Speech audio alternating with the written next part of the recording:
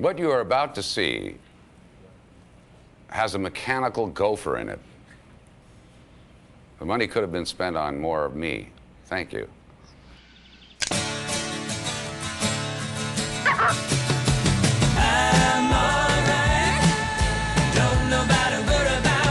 So I said, look, I'll do the nude scene that goes like that, on screen.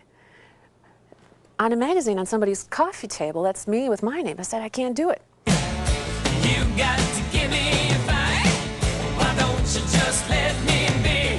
I am the Zen Buddhist that Chevy plays in the movie, kind of I'm too lazy to actually be a Buddhist.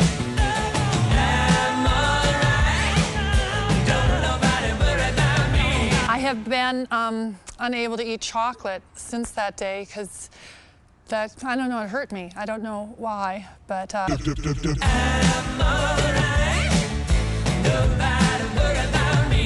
Golfers love this movie, and people say, what's your name? I say, John Peters, and they don't say you made Rain Man or this thing or Superman or Batman or whatever. They go, oh, you made Caddyshack? Oh, I love Caddyshack. So it's become this kind of classic.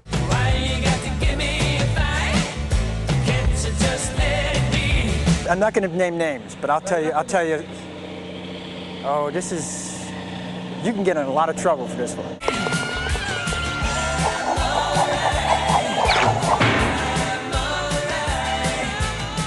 You know, Caddyshack used to be about, you know, the caddies and their shack. Caddies, these other young actors, I recall them getting loaded a lot. Myself, Hamilton Mitchell, Michael O'Keefe, we were the stars of that film, and we got lost in the shuffle. Well, we set out to do a movie about the caddies and what it was like to be a caddy on a suburban golf course. There've been a lot of complaints already. Fooling around on the course, bad language, smoking grass, poor caddying. You want to be replaced by golf carts, just keep it up. And in the casting process, we hired such high-powered adult talent, Rodney Dangerfield and Ted Knight and Chevy Chase and Doyle-Murray, that inevitably all our creative attention went to making those characters work. And the caddy story kind of didn't fade into the background so much as the story of the main caddy really got interlaced. The crux of what this was about, the art of Zen golfing. Stop thinking. Let things happen and be the ball. Harold Ramis and Doug Kenny, who of course were already legend in Hollywood from Animal House, and Doug as well from the Harvard Lampoon, so I knew about him when he came out here, came in with a 199-page screenplay, and I had no idea what it was. At that time, I was hoping to do a very dark comedy about the American Nazi Party. And Doug wanted to do a movie set in the Himalayas, about Tibetan Buddhists fighting the Red Chinese. It was never intended to be a comedy. Brian Doyle-Murray, Harold Ramis, and Doug Kenny wrote one of the finest dramas ever to be put on paper. It was an epic about the working man. I read somewhere once, I think it was Shakespeare, that some people are born to greatness, others have it thrust upon them, and others are just great, that's all. I started thinking of it not so much as the story of this kid, but as Danny Noonan's search for a role model. Mr. Webb, I just got to win that caddy tournament. What do you want to go to college for, Danny? Comedy is always difficult to do, you know, but Harold was quickly a master. First day was a disaster, though. On the first day, we were going to shoot a long speech, which in the finished version of the film is done by Bill Murray. It's the famous Dalai Lama speech where he talks about caddying for the Dalai Lama in the Himalayas. A looper, you know, a caddy, a looper, Jack. And we shot it with another actor, and because I was new to South Florida, I let the production manager, who was a local guy named Ted Swanson, talk me into using a local actor. And Ted said, don't worry, you know, he's a little funny. I said, what do you mean funny? He said, well, in the Korean War, he went through the windshield of a helicopter, and he's never been quite the same since. So I thought, oh my God, I can't believe it. This is day one, like the first big scene we're shooting. And it's a long speech, and this guy, he could not put two lines together. He could not remember two lines in succession. And when he did, the acting was horrible. And that's the first big thing I shot. So at the end of the first day, I'm thinking, that's it. They're going to see this in Hollywood, and they're going to call and say, you know, get out. Let's get a real director in there. But as I remember, Harold, the first day of shooting, actually did the first take. And I think Chevy can verify this. He was looking through the wrong end of the camera. This was his first directing job, I believe. I remember going onto the 18th green or whatever it was, the first place we shot. It was this end of the movie. And Harold actually going, and action. When you're new, the crew treats you with kind of mock respect. It looks respectful, but and they call you sir a lot, like too much. You start thinking that there's something really contemptuous about it. I love Harold Ramis. I don't, I just love him. I love Doug Kenny, too. Well, Harold Ramis and Doug Kenny were kind of idols of mine. The great Harold Ramis. Revered. I think I maybe was the recipient of his first direction to any actor on this earth. I was a violent non-smoker, and he looked at me and he said, "You know, I never see this guy without an unlit Camel in his mouth." I went to 3 packs a day within 2 or 3 days. Whenever I make a film, I think the hardest thing is coming to the set every day, facing the challenge of getting something good, and particularly in comedy, because comedy can't sort of work. It works or it doesn't. I want you to kill every golfer on the course. Check me if I'm wrong, Sandy, but if I kill all the golfers, they're gonna lock me up and throw away the key. Golfers! You're great kid, not golfers. The little brown furry rodents. We can do that. Aye. We don't even have to have a reason. Funny is, especially in comedy, it's difficult. Words with K are funny. What, are you kidding? Don't go for the joke. What was the question? Don't get the laugh yourself. Set up the joke. My uncle says you got a screw loose. Oh, yeah? Your uncle molests collies. In comedy, there's this intangible that you have to like strive for and achieve every day, and there are no rules for it. It was great spontaneity, which was also the hallmark at the time of all the Saturday Night Live people involved. Improvisation, they called it in those days. We always trusted improvisation. We never felt like we were just ad-libbing or winging it. It's an actual technique and a method that allows you to create material instantly. And it's not just, grabbed out of thin air. You actually plan what you're going to do, and you have it's like having a script without finished dialogue. Take one marker. We got to get you a name. I have to think like an animal, and whenever possible, to look like an animal. I'm sorry, I forgot what I was doing. That was a good start, though, wasn't it? A lot of this movie was winged. It was improvised. It was extemporaneous. I don't think anything in the script ended up on screen, to tell you the truth. We knew we were funny, Now you back this thing out of here right now. Okay. Hey, look at that. Don't play games with me, Ty. Put that steering wheel over here where it belongs and get this out of here. I got it, Judge. Your audience is kind of the crew, or the director. I mean, even when I was doing Saturday Night Live and became famous for that update thing, it was the camera that I was playing through, and I envisioned on the other side of that camera about 7 of my best friends on a couch, trying to make them laugh.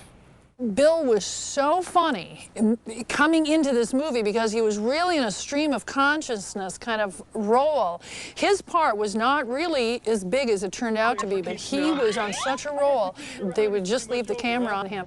I guess it's just a matter now of pumping about 15,000 gallons of water down there to teach you a little bit of a lesson. Is that it?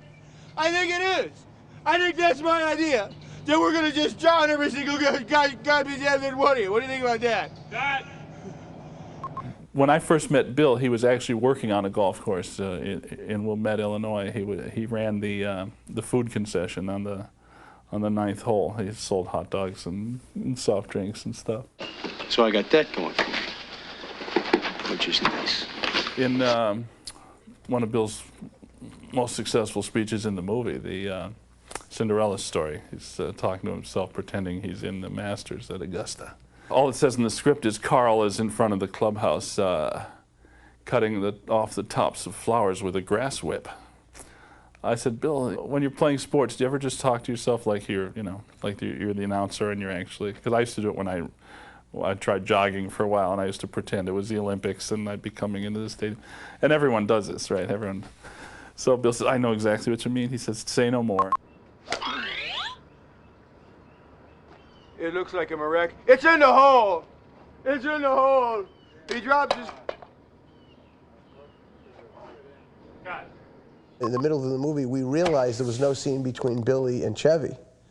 And I went to Mark, who was my partner, and I said, you know what, the two biggest stars in the movie aren't in the movie together. We knew we needed a scene with me and Billy because we'd been shooting a long time and we just didn't have one. And I took the actors off, and I think we just sat and had lunch and started talking about, you know, Carl growing grass that you could actually play on and smoke at the same time. So we had lunch. It was Doug Kenny and Harold Ramis and Billy and me. And this is to my best recollection. And we wrote that scene during lunch and shot it in the afternoon. Chevy would be practicing the night before for God knows what reason. And we would see where Carl lives. They were together one day together, locked them up in a room, and they did all that stuff in the interior. It's like, all right, now we're going to see these two guys together. Fine. You know, it had nothing to do with the plot. It was just those two guys being funny. What I love is Billy.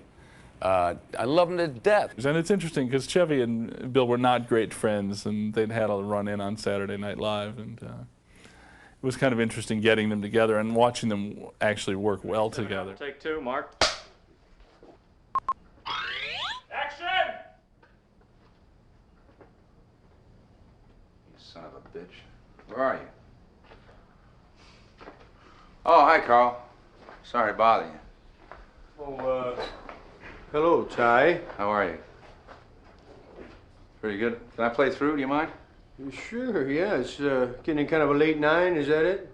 Yeah, well, greens are pretty busy in the daytime. What, missing a ball here? Yeah. Is this your place? Yeah, what do you think? No, it's really awful, Carl. It's awful. Well, it's, I've got some stuff on order. It hasn't come in yet. I'm waiting, awaiting credit approval still. They say assistant greenskeeper means nothing. Oh, don't listen to that So, stuff. You see my ball anywhere? Tie list? That's it. Yeah, that's you there. Maybe can I get a ruling on that? Well, you should probably get a free drop over the shoulder, no closer to the hole. Okay. Well, okay, you go ahead. There. Where is it? But I don't intend to be a greenskeeper forever. I figure, you know, just keep at it. 6 years, I should be the head greenskeeper. I'm studying at night. Look at this stuff here. Oh, that's good stuff. Yeah. There's a lot of stuff people think, oh, he's an idiot. He cuts lawns for a living. You know, there's a lot of stuff you got to know. You know, a lot of strange stuff. Chinch bugs. Carl, could I get another ruling on that? Because I think it's going to be difficult to... Yeah. I don't want to ruin that coffee table. You know, synthesis. You know. Uh-huh. Nitrogen. Look at these graphs here. You got to know Oh, that yeah. stuff, too. That's good stuff, Carl. Yeah, well, what the heck? Here, sit down. Hey, what the heck am I saying? Here. I don't want to stick to anything here. Just if I can... Well, this is kind of a mess. I got to straighten. Here, just... No, don't go to any trouble here, There. please. Carl. Salud. No, what, my lips? I don't... If I can get a good lie. Salud. Please, let me just hold that. With Yeah. You know, I invented my own kind of grass. You know that? Your own kind of what? My own kind of grass. Yeah? People think, you know, he doesn't know how to invent grass or something. Look at this. Oh, This yeah. is registered. Carl Spackler Bent. I'll be damned. You know, I've felt this kind of grass before. I've played on this. Yeah. This is amazing stuff. It's a hybrid. It's Kentucky Blue Featherbed Bent and Northern California Sensimilla. The incredible thing is that you can, you know, play 36 holes on it, then take it home and then get stoned too.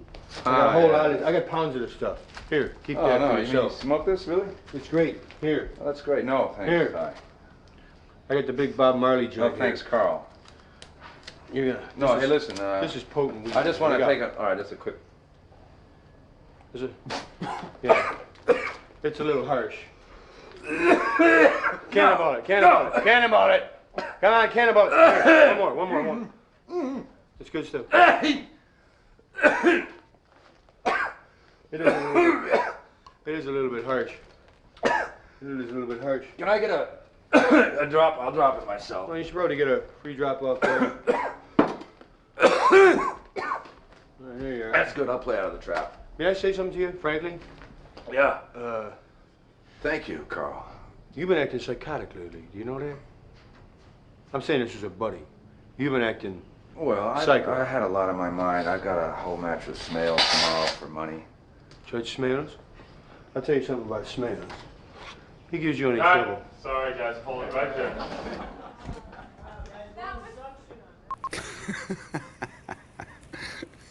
I've had a funny and long relationship with Billy. We almost had a fight once, and that's why he's so great as a humorist. He's dangerous. But he's literally dangerous. You never know what he's going to do. You know, there's a little bit of bully in Billy. We had a scene where Bill comes roaring up to them on a big mower. It's like 20 feet wide, this mower. He jumps off and he starts giving Ty Webb, Chevy's character, some golf tips, you know. So you're coming back here, you're breaking in around here. By the time you get down to here, see, you've lost it all. And by the time you get down here to your contact zone, you may as well be playing on the ladies' tee, you know what I'm saying? And I'd said to him, Billy, now when I jump up on the tractor with you, which is what he was driving, I've got these spikes on, and they're metal, and there's really no place to get a grip. I can't get a purchase on this God-forsaken tractor. So don't make any sudden moves, because the tractor had these wings that were down that were all mowers. You know, I could just be, it would be like Titanic hitting the propeller. I think they put it in one TV version of the film, because they had to cut the candy bar and they replaced it with this other sequence. And of course, we do the scene. I jump up there, sliding around, holding on, and Billy makes the fastest right he can make. I had to jump like 15 feet off the tractor to miss from getting mowed over. In the same number of takes you would do on a written script, we would evolve a really funny speech for Bill. Same with Chevy. Chevy would start with the script a little more closely. He wasn't Second City trained, but he was great at improvising dialogue, and he and I had, it was the beginning of a very good relationship for us. Harold Ramis is such a great director that he gave me Clark Griswold. He helped me invent that character. And with Ty Webb, the same thing. He gave me the attitude. The Zen philosopher Basho once wrote, "A flute with no holes is not a flute, and a donut with no hole is a Danish." He's a funny guy. Sometimes when I'm playing golf and I really focus on those putts, I do, you know, na-na-na-na-na-na-na. We all do, you know. Those things were just winged. And those are the kinds of things that people remember. It's like, na-na-na-na-na-na-na-na. They remember those things. There were scenes outside of Chevy's house, in and around Chevy's house. A lot of that stuff that we shot was improvised. Cindy Morgan, when you want to get involved and cast Cindy Morgan, fantastic. Chevy and I had a couple of scenes. I said, how would you feel about, you know, doing a, playing this, you know, without your clothes on? She was very reticent about being nude. She said, well, I'd rather not. And I said, fine, that's fine with me. I lied. John Peters calls me and says, you got to take her clothes off. And I said, well, you know, I'm not going to tell her to do that. You know, you tell her to do that. So John got on the phone with her, and he's such a salesman. I don't know what he said to her, but 5 minutes later, she came out of the room and said, I'm taking my clothes off. So. You know, the way you do a swimming scene nude is you keep the water moving. That's the trick. I'd had a lot of brandy that night, so I don't know how cold the pool was. I can't tell you honestly. Just moving your hands a little here and there so that the audience gets just a sense of, you know, and of course I had to strap it down. Odd or even? Odd. Odd it is. Your Honor, Your Honor. When I first got there, they were shooting a scene with Ted Knight, who I think personally was the best guy in the picture. He was brilliant. The late, great Ted Knight, Judge Smales, inspired me to play golf later in life. His whole repartee in the movie with Ty Webb, with Chevy's character, is classic. Ty, what did you shoot today? Oh, I don't keep score, Judge. Oh, well, how do you measure yourself with other golfers? By height. Ted was wonderful to work with. He was extremely affable, wonderful about, you know, making me feel, I felt like I was his niece through a lot of the filming. Ted Knight really was like his character Ted Baxter on the Mary Tyler Moore Show. He carried a comb with him and 20 times a day, just quickly, you know, comb his hair. The first day Chevy meets him. And the first thing I did was rub his hair, like, good to see you. You know, just like that, mess it up. He hates that, it turns out. He loved his hair to be perfect. Nice, beautiful silver gray hair. How about a Fresca? Oh. Huh? So I was just like trying to stay alive in this thing. And, you know, and there's guys like Rodney and Ted, they were strong, incredible actors. So you stay in the scene or end up on the floor, cutting room floor. What do you say, Al? Shall we press on? Hey, Judge, cheer up, will you? Rodney Dangerfield was a guy that we had seen on the Johnny Carson show, and she's on television. He was like a really funny guy. And he had never really done movies before. We thought it would be funny to bring him in and put him in a movie, and everybody would love him. Rodney needed every word, every syllable in place, every comma, you know, every period. And I would work with him generally the night before he was going to shoot, and we would totally set everything, maybe write some new jokes, and get everything in order. This guy, like, I'd wake him up in the morning, we'd put him to bed at night, and he was a brilliant, brilliant genius. And of course, Billy Chevy, all the younger comedians looked up to this guy phenomenally. All right, place your bets, place your bets. Here we are. But you know, I'd say Rodney was into being a method actor. He took this very, very seriously, which of course is questionable. But I think that he brought a whole new level of humor to the set, and it was a challenge. Hey, Judge, give someone else a chance. Hey, you lucky devil. Hey, honey, come on, relax, will you? All right, you're a lot of woman, you know that? Hey, you want to make $14 the hard way? You're no gentleman. Yeah, I'm no doorknob either, you know? I never want to see that man here They again. came to me after we had shot the film and said, you know, we really need another scene with you and Rodney. Now, you may not be able to put this on tape, I don't know, but because it's so funny. So it was on a golf course, and we're talking, and I don't remember what it was, the conversation, but it had been scripted. But as I'm walking away, out of this scene almost, he says, "Hey, Ty." I said, "What? What, yeah, what?" He says, you know the worst thing about oral sex? Rodney said, "The View." I just fell over, and the whole crew did. And by then we had lost light, and the scene was never actually put in the picture. Oh, somebody stepping a duck? And the character that he played in the movie was taken after a guy in New York who had sirens on his car. Woo! And he'd go where with police escorts, and he was loud. And of course, Rodney took that character and then went to the roof with it. Hey, orange balls. I'll have a box of those. Give me a box of those naked lady tees, and give me 2 of those. Give me 6 of those. Oh, this is the worst looking hat I ever saw. Well, you buy a hat like this, I'll bet you get a free bowl of soup, huh? Oh, it looks good on you, though. This was, I guess, his first film job. And I remember he was sitting at lunch one time going, "Am I okay? Am I okay? It's my first movie." And I'm going, "Rodney, you're stealing the thing. You're running away with it." I'll never forget the first day Rodney came to work. All the comics were there to watch this guy work because he was the best, right? Rodney gets up, he sees all the comics, and he gets that performer's energy up, and he's delivering his lines. And then after a couple of takes, he starts to sweat and sweat, and he's upset. And, you know, I'm trying to figure what the hell's wrong, you know? So I go, "Rodney, what's the matter?" He goes, "Hey, nobody's laughing at me. I'm bombing out there." I said, "Rodney, they can't laugh at you." He says, "That's right, because I'm no good. I suck." And he says, No. He says, "All those guys out there, all those comics." I said, "Rodney, you don't understand. They can't laugh because if they laugh, they can't use the soundtrack." So it's contrary. He thought that he was bombing and all these other comics are there because he was the best. And we were all watching something very special when we were watching Rodney. That kangaroo stole my ball. The woodchuck, what do you call it? Woodchuck, beaver, gopher.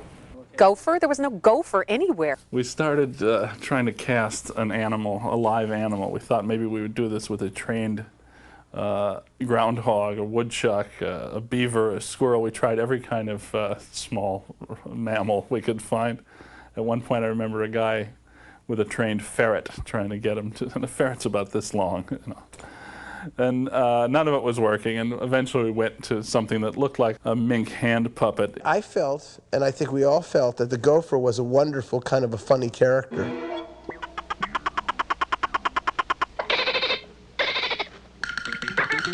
I can't stand that gopher. John Peters said, you've got to create this, the world of this gopher, you know. And obviously that was in the days when there was no such thing as special effects.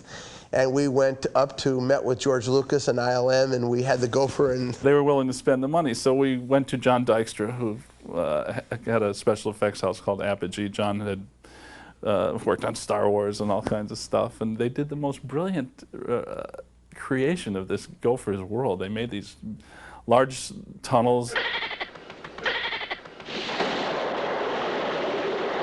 Also, by the way, the gophers play a major role in golf, so one of the biggest problems is keeping these golfers off the course. Do you know what gophers can do to a golf course? Well, it all looked so funny when they put it together, and it really created this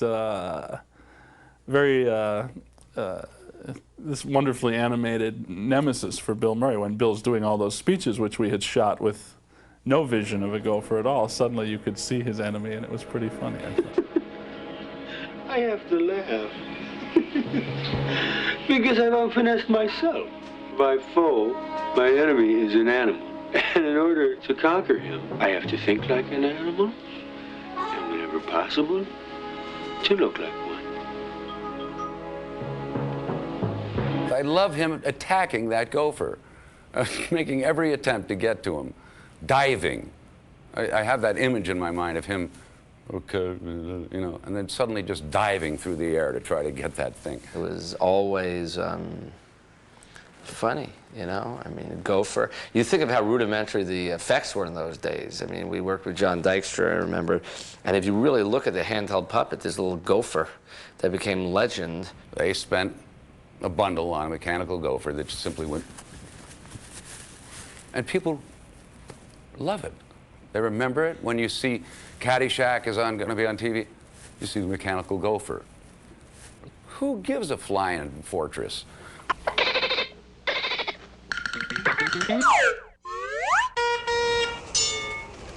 There were nighttime golf cart races in the dark, pitch dark, and obviously these golf carts don't have lights. One night,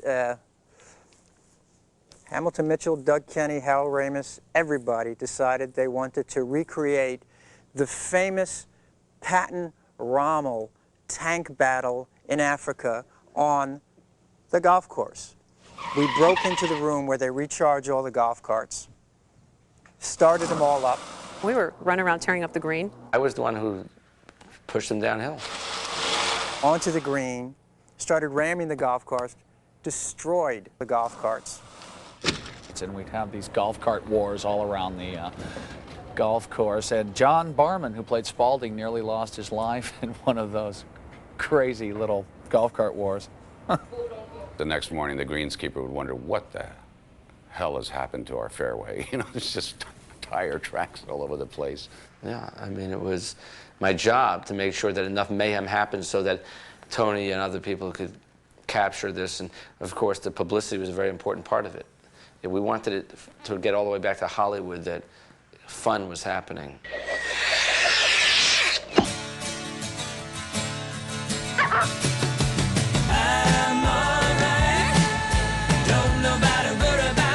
I mean, it's almost amazing that was only 19 years ago. I mean, 19 means so significant, as you pointed out before, because people often celebrate the 19th year of everything, I'm quite certain, in some country.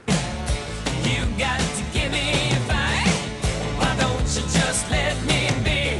It's like a bottle of wine, this movie, you know. I'm alright. Don't nobody worry about me. I don't know anything about golf.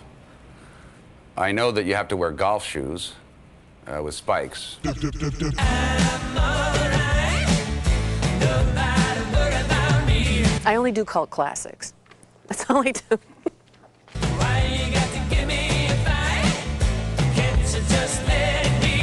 It was great to see it kind of eventually kind of worm its way into everybody's hearts, you know, and I'm kind of really proud of it.